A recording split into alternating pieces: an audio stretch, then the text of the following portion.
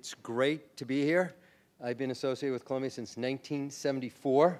Started as a high school student in the science program that they had there.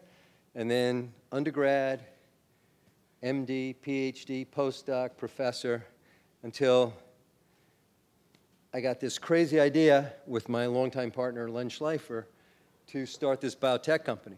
I have to admit, unlike most of the students who I'm so impressed with, I didn't really understand as much about the process, nor I don't think the word entrepreneur had even been invented back then. So we didn't really know what we were doing, and there wasn't much of a path to follow. And I have to admit that our goal was not really to start a company and figure out how to, make money. We really had much more basic motivation. Our whole goal was to come up with new medicines that would make a difference in people's lives. And so I have to start by telling you guys how challenging, and Sarah referred to this, but coming up with medicines for important diseases is quantifiably maybe the hardest thing that mankind tries to do. And I think so many of us don't appreciate or don't understand how hard it is. So I think I got to give you some of these numbers, especially in light of the fact that many of you may have seen just last week there was another new federal survey showing that obesity had climbed 10% in 10 years to 40%. So 40% of the US population is obese.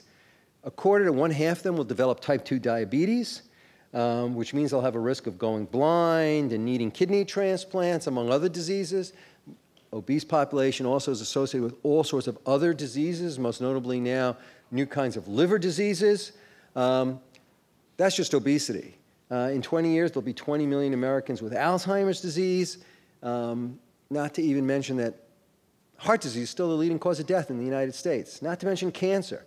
Okay, and people talk about Obamacare or universal health care, and I have to tell you guys, it's a joke. It's just sticking our heads in the sand, because no country, I don't care how generous and what economic policies they try to put in place, no system can support that amount of disease without solutions. Right now, we have nothing for obesity. We have nothing for Alzheimer's disease. We have nothing for type 2 diabetes that really can reverse the process. And this is why we're trying to engage the best young minds of the next generation into these problems, because if we don't come up with solutions, forget universal health care, our economy is not going to be able to support anything. And that's where people got to be putting their focus, that unless we change something substantially, unless we either change everybody's lifestyle, which I don't think is happening overnight, or we come up with new approaches and new medicines, the problem is not universal health care. The problem is too much disease right now without treatment.